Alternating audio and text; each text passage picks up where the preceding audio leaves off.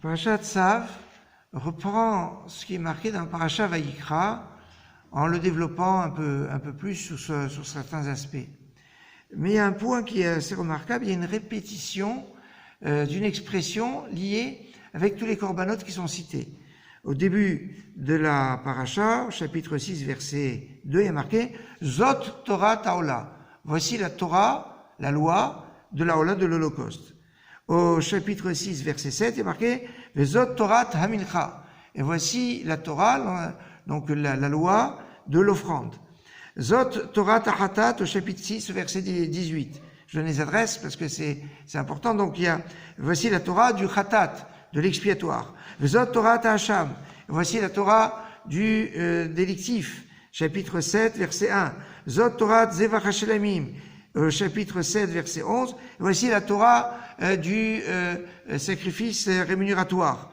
Et à la fin, on nous dit Zot Torah Laola la Mincha la Khatat la Sham et la Miluim Zevach HaShelamim, chapitre 7, versets 37 et 38. Voici la Torah des sacrifices. Qu'est-ce qu'on veut nous dire ici? C'est qu'on nous dit Kola Osek le Torah Torah, Keilu Ikrivola. Quand on étudie les lois de l'Holocauste, c'est comme si qu'on avait amené ce sacrifice. Alors on va nous dire Tzav et Aaron, ordonne à Aaron, et on nous dit à chaque fois qu'il y a marqué Tzav, il faut faire attention parce qu'il peut avoir une perte d'argent.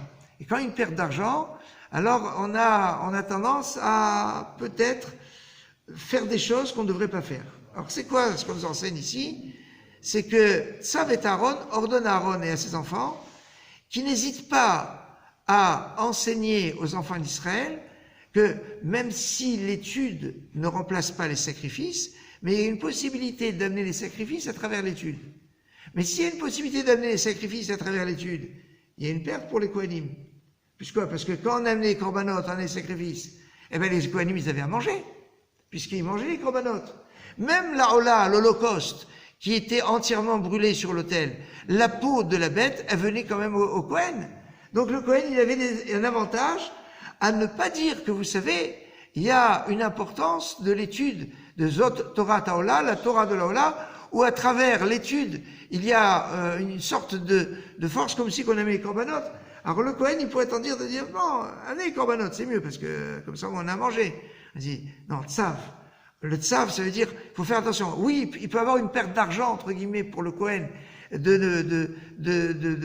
d'enseigner cet aspect-là, mais on ne peut pas faire l'économie d'un enseignement aussi magnifique, aussi puissant, que l'étude de la Torah a cette capacité de pouvoir remplir, faire de telle sorte à ce que c'est comme si qu'on amenait Torah Torah. Alors, il y a ici, au-delà de ce qu'on peut dire au niveau des sacrifices, mais sur toute la Torah. On dit, le Talmud Torah, Keneged Kulam. L'étude de la Torah, elle vaut toutes les autres mitzvot. Pourquoi? Parce qu'à travers l'étude de la Torah, on a l'accès à toutes les mitzvot.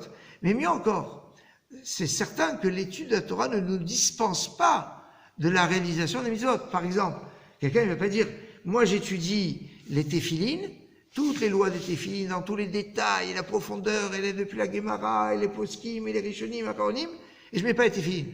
Ce serait une très grosse erreur, et ce serait un danger, ce serait un poison de faire cela. Parce que là, on nous dit que si on étudie et que ça passe pas dans une réalisation, alors là, c'est mauvais. On est dans le cas où on est dans des mitzvot que l'on ne peut pas réaliser, pour une raison X ou Y. Soit, par exemple, aujourd'hui, les corbanotes et sacrifices, on peut pas les offrir, parce que, voilà. Et puis il y a des fois des circonstances qui font qu'on ne peut pas faire certaines mitzvot. Par exemple, il y a une mitzvah de Pidyon Haben, le rachat du premier-né. Le rachat du premier-né, pour quelqu'un qui a eu une fille en premier, ou pour quelqu'un qui n'a pas d'enfant, ou pour quelqu'un dont la femme a eu une fausse couche avant, enfin il y a toutes sortes de choses qui peuvent arriver, qui fait que il va pas faire cette mitzvah de Pidyon Haben. Alors, quel est le lien qu'il va avoir avec cette mitzvah de Pidyon Haben? Avec l'étude.